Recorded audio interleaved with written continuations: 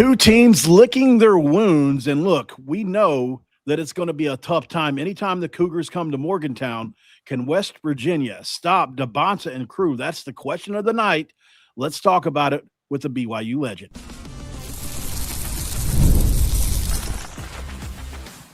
You are Locked On West Virginia, your daily podcast on the West Virginia Mountaineers, part of the Locked On Podcast Network, your team every day. What is up, guys? Welcome back in. My name is Mountaineer Paul, and I am your host here. Appreciate you guys for coming in to another episode of Locked On West Virginia, where we're talking West Virginia hoops today, and glad to be doing so. Grateful to be doing so, and grateful for another day to talk sports with you guys. Can't get away without talking about our episode sponsor today, 5 Hour Energy. I know you guys probably need some of that after the last couple games, and if you want to have your cake and drink it too, birthday cake flavor is back, and no fork is going to be needed. Vanilla cakey flavor and caffeinated kick, no sugar. It's party time. Order now at 5hourenergy.com or on Amazon. And we'd love to thank you guys so much for making us your first listen and for being a part of the Locked On Podcast Network, where we're doing over 50 million views a month, the number one sports podcast in the country right now, talking about your team and the Mountaineers every single day. Okay, so I said I'm not alone. I've got a friend on today. That's somebody that I've grown a great friendship with, somebody that I have a ton of respect for, consider him a mentor at this point, and would love to bring on Dave McCann from BYU Sports Nation, BYU TV.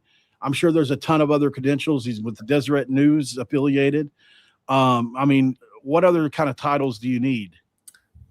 Well, let's see. Those are good. It's great to be with you. Wise Guys, you were on our show. Wise Guys. That's right. Wise Guys. We love having you on our show, and it's an honor and a privilege to be on your show today. So big weekend. Absolutely. So, this first segment's licking our wounds. West Virginia coming off of 3 losses, and absolutely you could say at least 2 of those probably shouldn't have lost. They were close games down to the last seconds. And this, as you said, this is an awesome league. This is a bear of a league. And it gets no easier with the Cougars coming to town this Saturday, Dave. No, it should be an interesting one. They're traveling right now. I think they're in the air heading your way. They're trying to figure out which team's on the plane. The team that beat Iowa State on Saturday by 10, or the team that got smoked Tuesday night against UCF here in the Marriott Center. Was a stunner. UCF, to their credit, shot lights out. They moved the ball. They played with tremendous effort and focus, and they played just as BYU played Iowa State on Saturday. And BYU played just like Iowa State did against UCF. Kind of felt like they expected to win. They're playing good, coming off a big win, and then UCF just punched them right in the face, and they just didn't recover the whole night. I mean, they're down 36 in the second half, 36 at the Marriott Center. But none of us even remember that day ever happening. And they whittled it back to 13 because they don't quit. But this was a no contest. If it was a fight in Vegas, they had stopped it. UCF was just fantastic.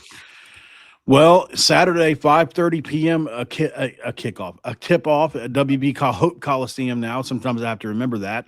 The naming rights thing, Dave. Yeah. This is a sold-out game. So even though West Virginia has lost 3 straight, they still sell this thing out. But I think in large part due to the brand value of BYU. So it's interesting. You guys have been embarrassed. We've been embarrassed.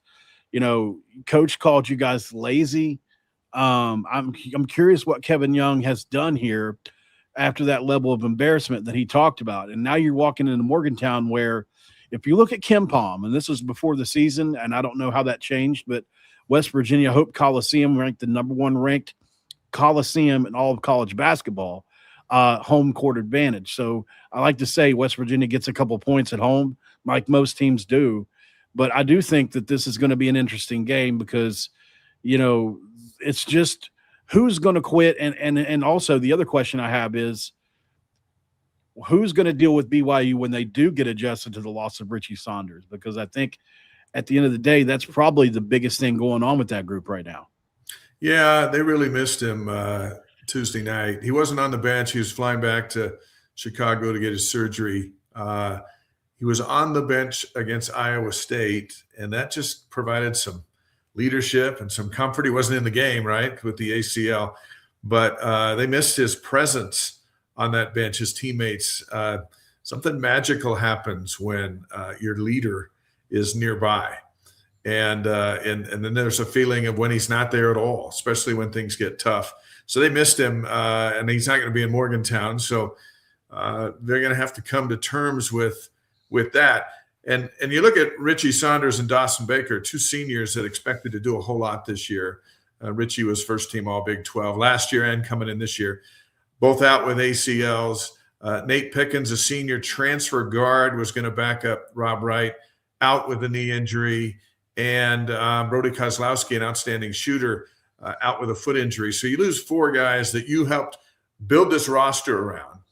And everyone's got things, right? It's not an excuse. It's just the reality of BYU is the team that they put together to start the season is not the team that they've got here. And the biggest difference with losing Richie is that just happened.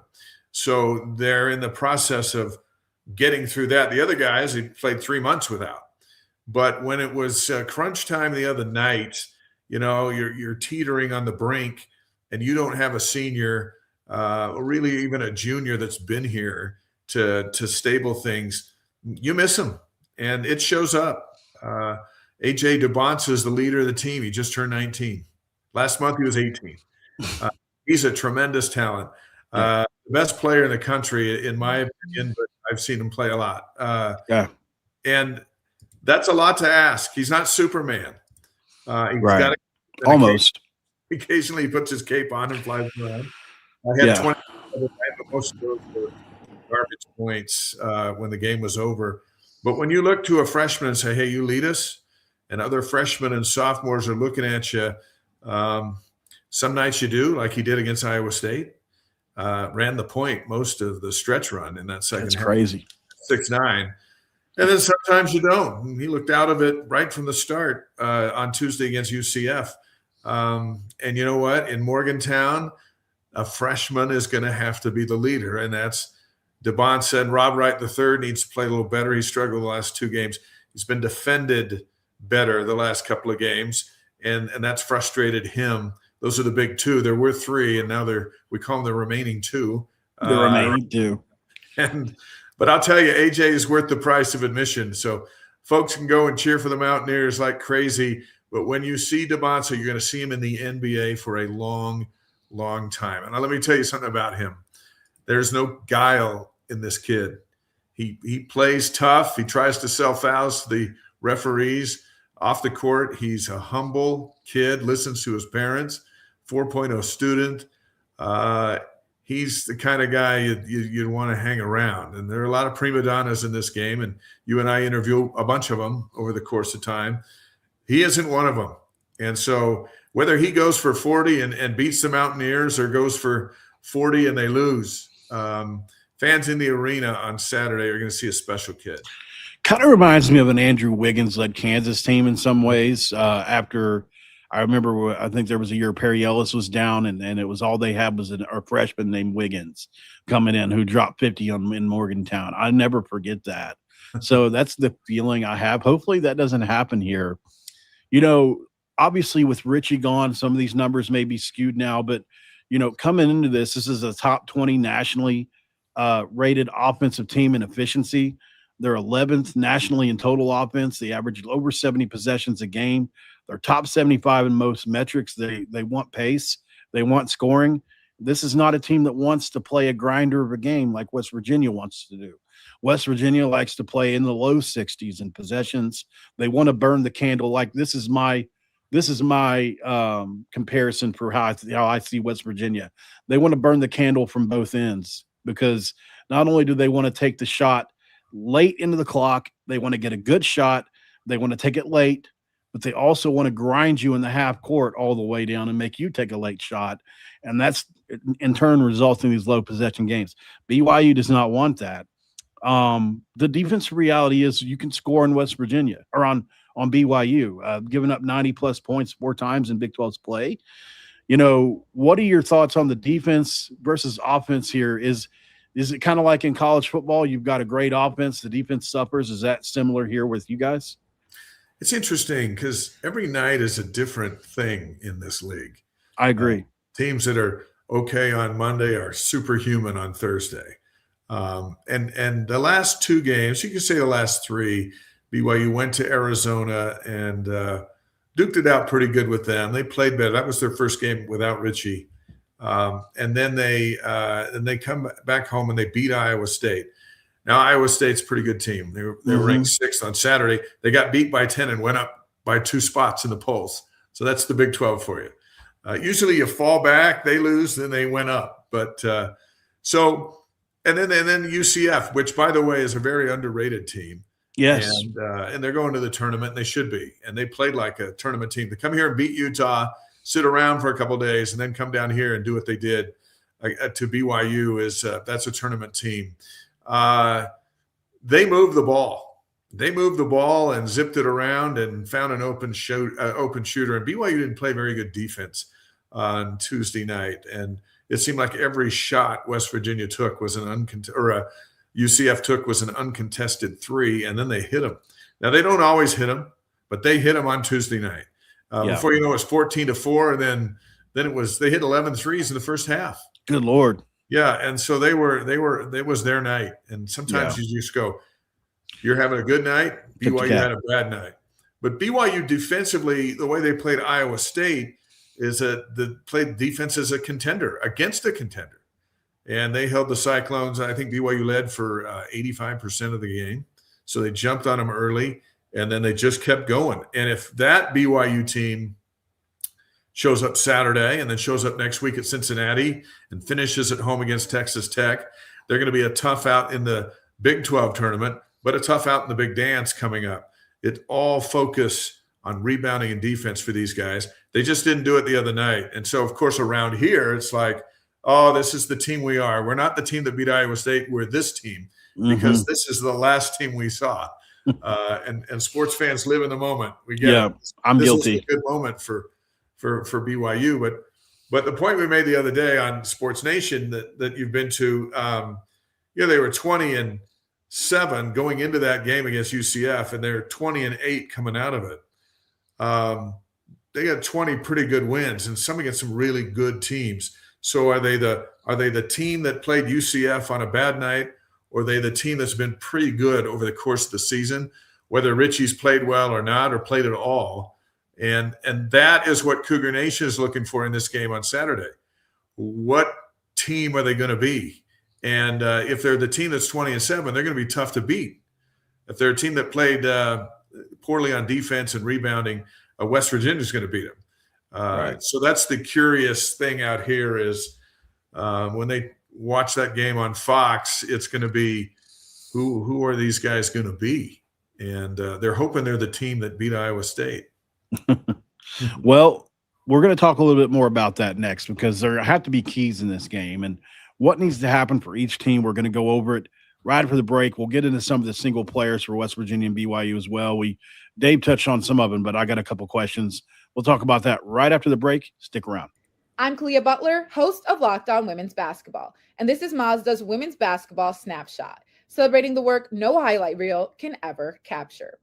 South Carolina rolled past Ole Miss 85-48 to clinch a share of the SEC regular season title and lock down the number 1 seed in the conference tournament.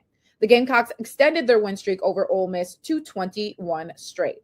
UCLA dominated Wisconsin 80-60 to secure its first outright Big Ten regular season championship in program history. The Bruins improved to 27-1 overall and remain unbeaten in conference play. And number 12 TCU stormed back from a 13-point fourth quarter deficit to beat Iowa State 80-73. The Horned Frogs now sit alone atop the Big 12 standings and are 1 win away from clinching another regular season conference crown. These moments are earned off the clock, those long before the lights ever come on. The sweat, the fakes, the doubt, the scrapes, and coming back for more every time.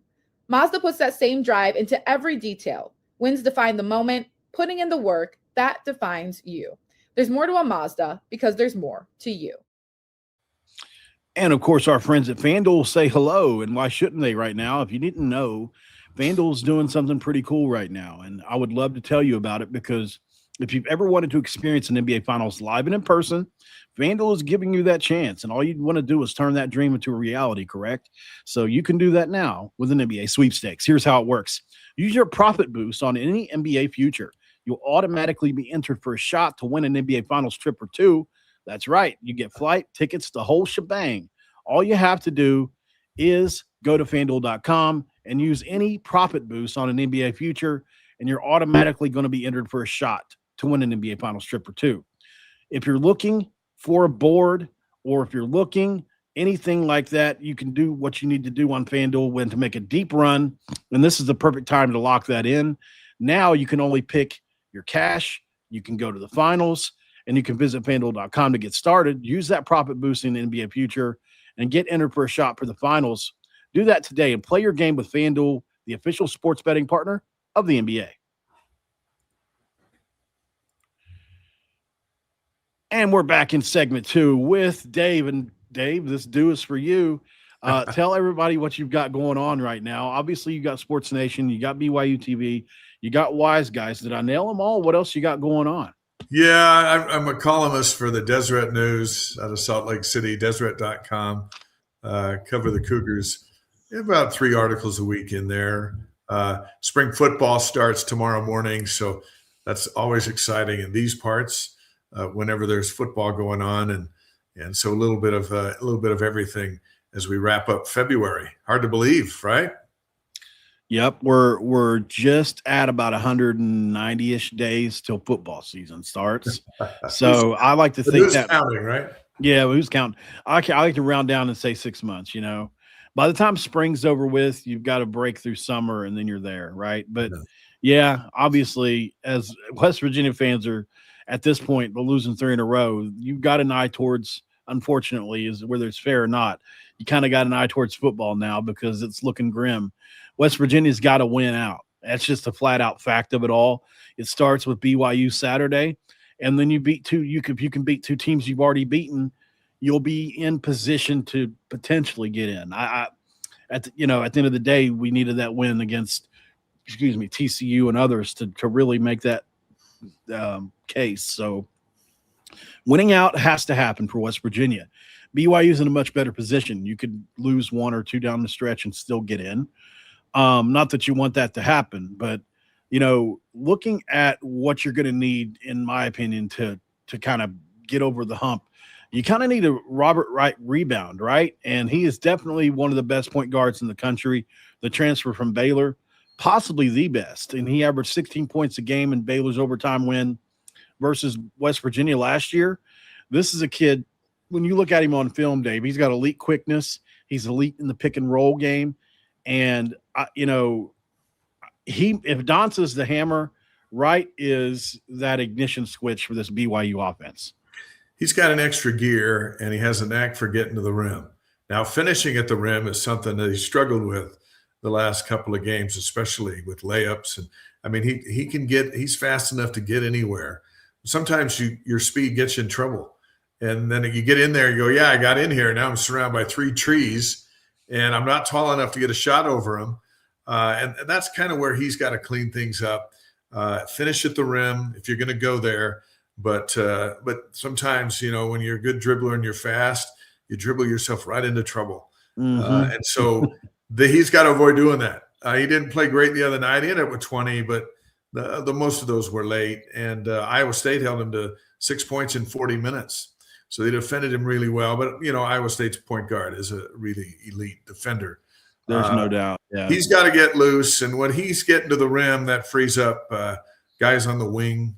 You got to always keep an eye on AJ. And usually there's 1 or 2 guys around him. But AJ is so good at getting to the basket himself that he's a load. He's just an elite, one of the best players in the country. So he is what he is. The key for BYU is what are the other guys going to be? And Keba Keita played just a few minutes the other night. That was just a bad mismatch, bad matchup for UCF and BYU. UCF was just running and gunning, and BYU just went small so they could keep up. And that didn't really work either. But Keba's down low, and Kennard Davis is always the wild card with this team. He averaged 16 points with Southern Illinois last year. Twice this season he's hit 17, but it's been erratic. And if he's making a contribution, BYU's tough to beat. Richie Saunders was the third wheel, right, of the big three. And when those three were going, they were almost impossible to beat. Still possible, but almost impossible. With Richie out, somebody else has got to do something. And it's either going to be Keba Keita or Kennard Davis, Rob Wright, AJ DeBonsa, and then is it Mihajlo Bošković off the bench, now starting? Hadeen Boop got 10 rebounds against Iowa State, but was a non-factor Tuesday against UCF. Kostic off the bench is a good shooter if he can get going, but we're talking about freshmen for the most part and sophomores, and Morgantown for the first time in their lives. So who knows what they're going to do? Yeah, obviously this is a really good offensive rebounding BYU team, something that gets overlooked about this team. And I think it's going to be a big battleground. If you're talking about battleground areas in this game, that's going to be one I'll be watching. Can West Virginia hold up on the boards and limit AJ DeBonsa, Robert Wright, and crew to one shot and one shot only? You got to get there somehow, some way. West Virginia battles on the boards, but certainly West Virginia has its flaws in that category. For BYU fans watching this game, if you want to know about West Virginia, this is a West Virginia team that can be very, very poor on the offensive end of the floor. I don't think anybody is surprised to hear that by now. This is a team that I watched go – West Virginia I watched to go against Baylor 12 minutes without scoring the ball. That's how bad this offense can be at times. So there are times where this offense just can't find its way. It's so overly reliant on one of the best shooters in college basketball, and Honor Huff, who led all of college basketball in threes last year, probably finished somewhere in the top 10 this year. But unfortunately, he's 5'10", quick as a hiccup, maybe the quickest player on the floor in any given game. But, he has his limitations at 5'10". And since West Virginia has no 5 that can shoot it coming off the pick, in a lot of cases, he gets doubled and has to give the ball up. And that causes a lot of turnovers because, once again, he's 5'10". There's a lot of length that gets thrown at him. Secondary scorer, Trayson Eaglestaff, one of the biggest offseason pickups for any team. In the offseason, it looked like he was going to be a guy that could come in and be a number one scorer for West Virginia. 51 points in a game last year. He had 40 against Alabama in a game last year, and he just has not. Once again, like you were talking, Dave, you got a guy coming up from a lower level. You just never know how that's going to factor in. Yeah. And I think the athleticism jump in the Big 12 has had a huge factor in Eaglestaff. Now, he's had his games. He went 4 games in a row with 20 points earlier this year, but he is so erratic. He had a great game last week. The first game that I can remember that he and Huff both played well together was the worst defensive performance of the season for West Virginia. So, I don't know. This is a West Virginia team that, coming into this game, probably a top 20 defense by the numbers, but they didn't perform like it last week. And so I have to see it for myself again this week.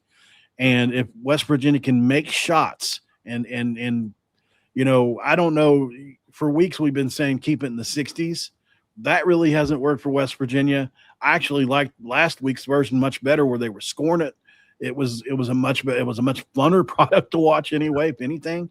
So I think West Virginia just needs to make shots and make it tough for BYU where they can. The crowd can get involved, and I think this is an upset that's definitely worth – it's possible, I guess, probably be the better way to say, because, like I said, this is a BYU team that just lost by – like you said, we're down 36 to UCF. West Virginia just beat UCF 4 games ago. So it wasn't so long ago that West Virginia beat that team. But I'm really interested in seeing this game, Dave. Give me a couple keys for BYU here. What do you think need to happen? Well, they got to rebound. Especially on the defensive side. They've got to contest the three-point shooters. And that means they can't go under screens. As a lazy man's defense, not on Huff, no. Under screens. You've got to fight through it and stay that way. They were not good at that on Tuesday. So, they practiced it yesterday and today. For sure. And it'll be the focus. So, and then there's got to be a third scorer. Those are the 3 keys. And if BYU does those 3, they're going to be tough to beat. Right. They won back there last year, but there was only Keba Keita, I think, was the only guy that had any experience in that back there in Morgantown. But those are the keys for BYU, which I do believe is a 5 or a 6 seed in the NCAA tournament. And they have a point guard, and point guards were made for March, and March were made for point guards. Absolutely, no doubt about it. Got that, and I do believe, and I'll be shocked if they don't come out, sharper, like caged maniacs, ready to show their fan base that the team that their fans watched on Tuesday, that's not them. Right. And, sometimes there's an overcorrection of the wheel when you really want to do that so badly. And so that'll be an interesting start. They got to take the lead early, and they can't fall behind and do what they did against Iowa State. Get the lead early. It doesn't have to be a huge lead, but just get the advantage. Have the advantage at halftime, so you're not going in going, okay, how do we overcome this? You go in going, how can we keep doing this? And then fight, and any win on the road in the Big 12 is worth a high five for everybody. And I think Saturday is going to be a very intriguing game. Mountaineers need to win. BYU needs to win. Absolutely. And both need to feel better about themselves. And one of them's going to, right? One of them's going to feel like, I think somebody is, yeah. I don't think we finished in ties anymore in basketball, so hopefully we'll get that done. One more break here with Dave. We'll come right back, guys, and we'll do a score and a prediction for this one. Stick around. This is Locked On West Virginia. We'll be right back. All right, guys, we're talking about our friends right now. And if you didn't know, we do have a lot of friends on the show, and today is no different. We're talking about our friends from Game Time right now. And when it comes to Game Time, you guys know I love Game Time for many, many reasons. And look, there's plenty of reasons to love them, right? The biggest stretch of college basketball season is almost here. You've got buzzer beaters, you've got bracket busters, and these unforgettable moments that everyone's talking about the next day, right? So being there live for something like that's bucket list stuff. The hard part is always about getting tickets. Long queues, prices jumping around at checkout, surprise fees at checkout. Game Time app gives fans the advantage with constant innovation. It's how you unlock amazing tickets and experiences in just a few taps of the button. It's incredible to use. It's simple to use. And Game Time guarantees 100% legitimate tickets delivered on time at the best price. And here's the best part. Fees are included in the price you see. What you pay, that's period. So if you like zone deals, that's a pretty cool feature they've got right now that lets you pick the section you're going to sit in. And then what they do is they'll just save even more while Game Time selects the seats for you. You can also follow teams in the app and get alerts when new deals drop. There's no stress, guesswork, or anything else, just a smooth experience and start to finish. That's exactly why you want to watch the busiest part of the season. Take the guesswork out of buying college basketball tickets today with Game Time. Download the Game Time app, create an account, and use the code LOCKEDON for $20 off your first purchase with the terms apply. Again, that's create a code, redeem the code LOCKEDON for $20 off today. Download the Game Time app and do it today. And last but not least, guys, our friends at 5 Hour Energy want to say hello to you. And we love 5 Hour Energy around here as well because they do great things for us every single day. And if you want to talk about something cool right now, welcome to the 5 Hour Energy Flavor Draft. With 18 flavors to choose from, there's including new options like confetti craze, fruity rainbow, or cotton candy. There's something new for everyone. The board is set, the flavors are ready, and I've got my number one pick for the 5 Hour Energy Flavor Draft. I have to go with sour apple. It's the apple that bites back, a crisp, tangy taste. It's deliciously tart, and there's a little bit of boldness there, a little sweet, a lot of sour. I got to go with it. It's just too good. And look, there's others too that you can talk about. Obviously, we want you to try them all. You can go back to an oldie, or you can go to one of the new ones like strawberry banana. It's a tropical delight with strawberry. It tastes really good. A taste that goes in everything from smoothies and milkshakes to cakes and ice cream. There's sweet strawberry flavor up front and a soft, mellow banana finish as well. Make sure you're checking that out as well, guys, because we're calling you to action right now. Find your new flavor of 5 Hour Energy shots available at 5hourenergy.com or today on Amazon. And we are back here with the legendary Dave McCann, a guy that has been just a great friend to me. And I want to tell you, live here, man, just to thank you for your friendship again, your mentorship. You've been great. It's been great trying to build that friendship with you and all the different things that you've helped me with. I want to thank you personally for that, because I didn't know going to Provo was going to change my life. I've said it multiple times, but changed my life it did, and gave me new perspective. So just thank you. Well, it's a pleasure to know you, and I hope Mountaineer fans appreciate all the hard work you do 24/7, covering the team that they love, and you do a great job. So keep going. Yeah, absolutely. Okay, so obviously this is going to, like you said, somebody's got to go home disappointed on Saturday, and BYU comes to Morgantown, a sold-out game. That means the atmosphere is going to be cool. Do you think that plays a huge factor in this one? Yeah, I think the atmosphere is. Look at all the home courts in our league, and every coach after is going, man, that's the loudest I've ever heard. And we hear it a lot. Every place they Football go, too. Except for University of Utah. Some places you can't get a crowd. That's but for true. the most part, there's some of the funnest venues in America, and that are built to be loud.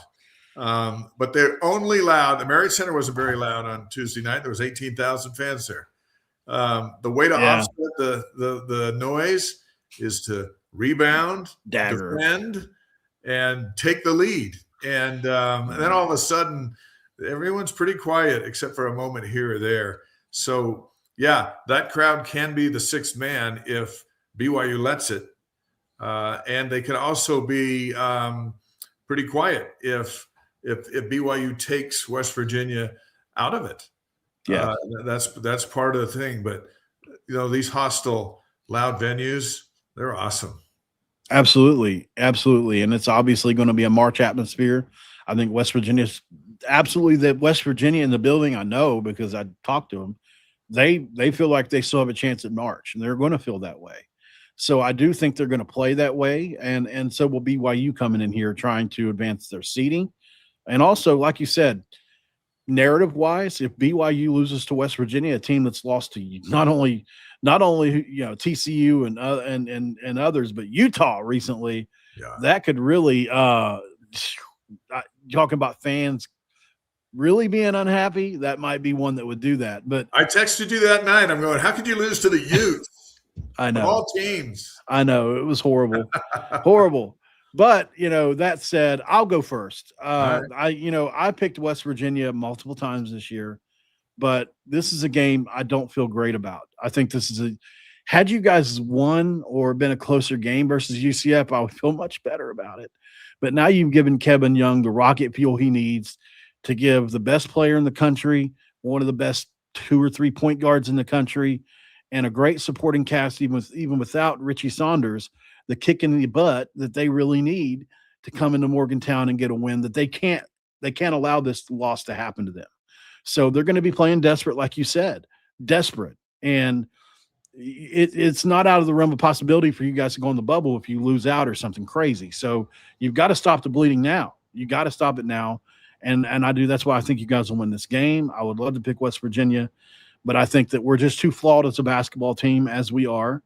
The 7 or 8 guys that we have, but I heard somebody say it best the other day. These guys, not one player on this team has ever played major power forward ball, and I think it shows this year. This is a team that can upset teams for sure. They play really tough defense, and they give us their all every night, but I think we're too flawed to beat a talented team like BYU. I think West Virginia has a great chance to win this game, but I think BYU will win it. And I've got it like 74-65. As loud as that arena is, none of those fans have to guard A.J. DeBonsa, and he's a load. But if BYU does what we talked about, I think that's the ingredient for them to not only win in Morgantown, to win in Cincinnati, to beat Texas Tech, just like they beat Iowa State. That's the formula. Rebounds, defense, contesting threes, and then some help from 1 or 2 not named Rob Wright or A.J. DeBonsa. They are on a mission to recoup. And whether that shows itself on Saturday, we'll probably see in the first few minutes by their focus and intensity.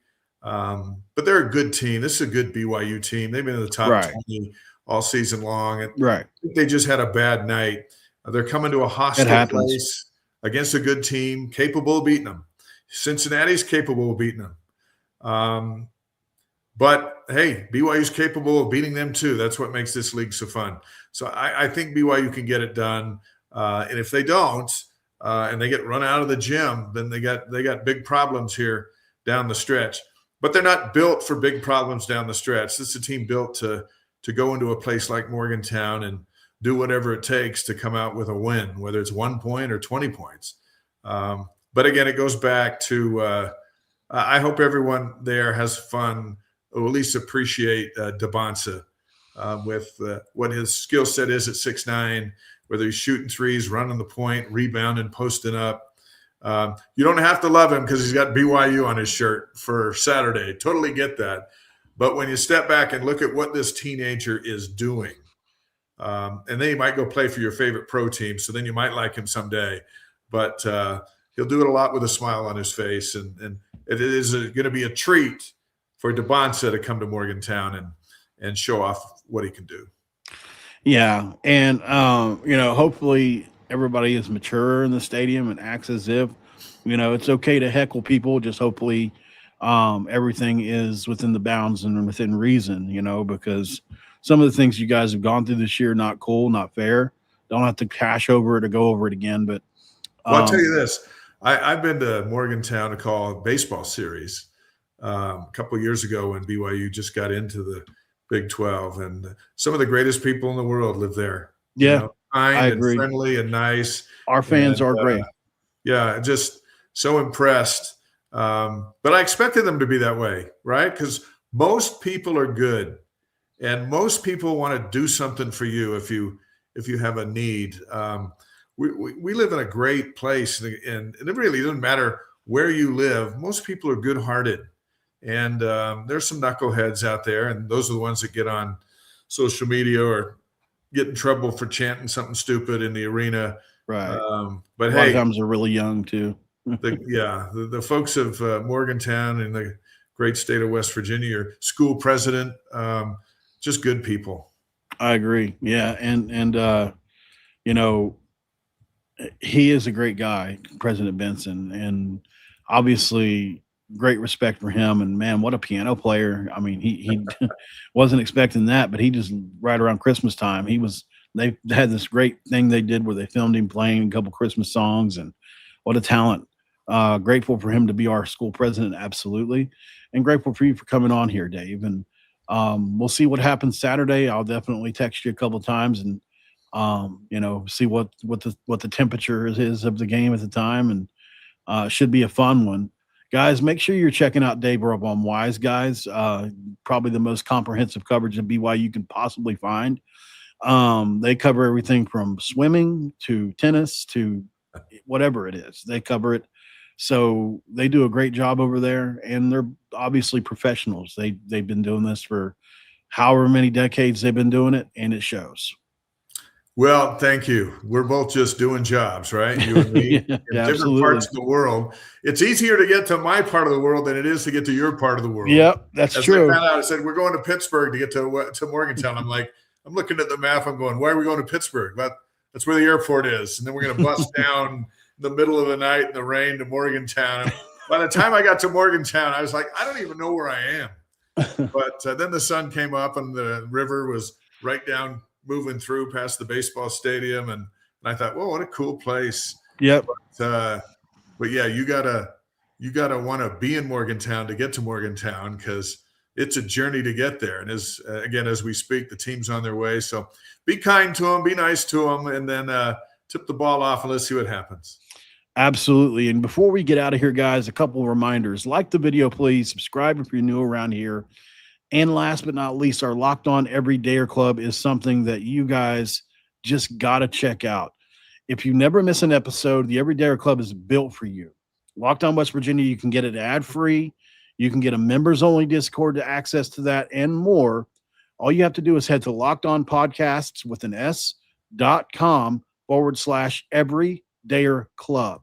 It's very well worth it. Only $5 a month. You get to be in a Discord server with myself, people like Drake Toll, who was the play-by-play guy for the Savannah Bananas, and many other, Chris Level, who was just an amazing, one of the voices of Texas Tech sports.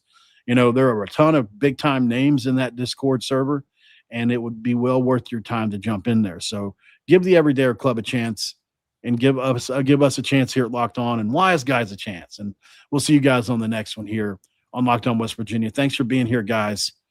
What do you guys say? Do you guys have like a saying, like we say, Q Country Roads? Like, what is your saying that you guys have? Do you have anything?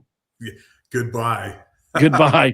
For BYU, we say goodbye. And see you next time. For West Virginia, we say, don't forget to cue those country roads. Yeah.